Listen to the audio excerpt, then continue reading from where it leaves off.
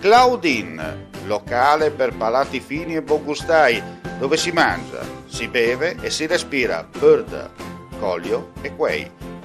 Sono Claudia Azzano e vi aspetto con le mie specialità. Cosa aspettate? Claudine, food, wine, music e sei in pole position.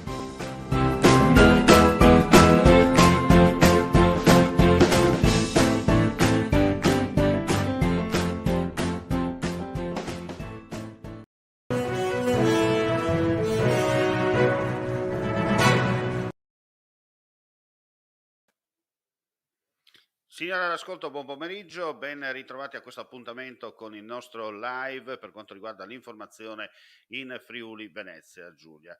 Apriamo chiaramente con il Green Pass, primo giorno del Green Pass e primo caso in Friuli Venezia Giulia. Questa mattina l'insegnante Nilla Cecchin, dipendente da 20 anni all'asilo nido privato Il Punto Gioco, gestito da una cooperativa di Roveredo in Piano in provincia di Pordenone, si è recata al lavoro.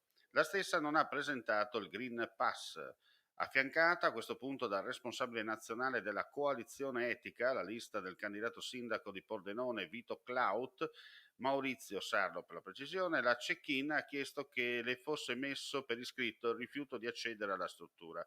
Sul posto sono stati chiamati gli agenti della polizia locale per le indagini e messa a verbale. La vicenda avrà uno strascico giudiziario, visto che l'insegnante, su consiglio del presidente della coalizione della lista etica, sporgerà denuncia. E ora su immagini chiaramente di repertorio, perché questo è, un attimo di pazienza perché è partito involontariamente, ecco.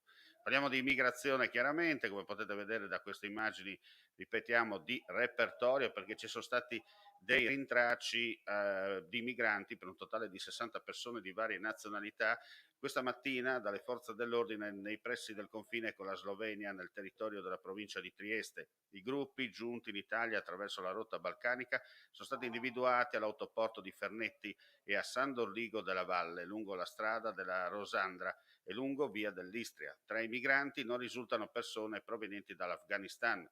Sono stati tutti accompagnati nella struttura di polizia di frontiera a Fernetti per lo screening sanitario e per le pratiche di identificazione. Chiaramente ulteriori indagini in corso da parte della polizia. Come per le precedenti edizioni, anche nel corso di questi mesi estivi, la Polizia Stradale del Friuli Venezia Giulia, nell'ultima settimana di luglio e di agosto, ha partecipato all'operazione congiunta europea denominata Safe Holiday, organizzata da RODPOL, European Road Policing Network. RODPOL è una rete di cooperazione tra le polizie stradali nata sotto l'egida dell'Unione Europea, alla quale aderiscono tutti i Paesi membri, oltre alla Svizzera e la Serbia, la Turchia, e in qualità di osservatore la Polizia dell'Emirato di Dubai.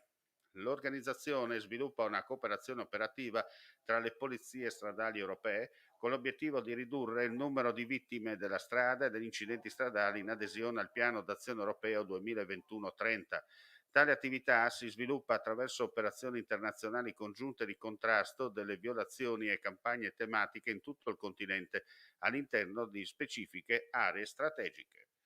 E ora parliamo di cultura. Vediamo che non parta di nuovo.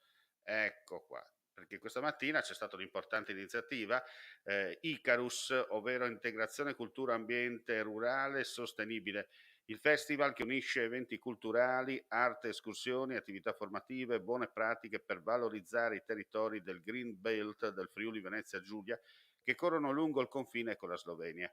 Oggi è stato presentato il ricco programma di eventi e attività che iniziano il 7 settembre prossimo e proseguono fino al 17 ottobre e che sono stati ideati per promuovere le specificità del territorio, le tradizioni, le attività produttive, le professionalità e le bellezze naturali.